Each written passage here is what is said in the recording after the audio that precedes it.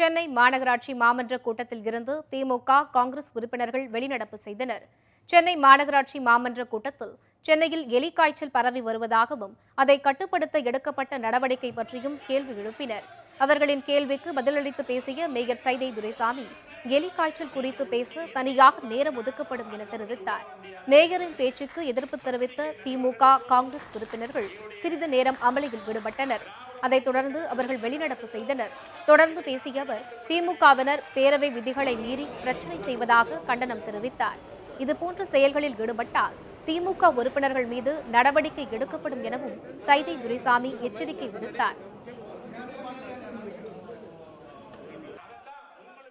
இன்னைக்கு சிட்டியில் பல ப்ராப்ளங்கள் இருக்கு. இன்னைக்கு கூட பேப்பர்ல பாத்தீங்கன்னா இந்த எலி ஜுரம் வர்றது, சுகாதார சீர்கேடு அதிகமா இருக்கு, சாலைகள் சரியில்லை, எங்க பார்த்தாலும் குப்பைகள் அதிகமா இருக்குதான் பல நோய்கள் வருது.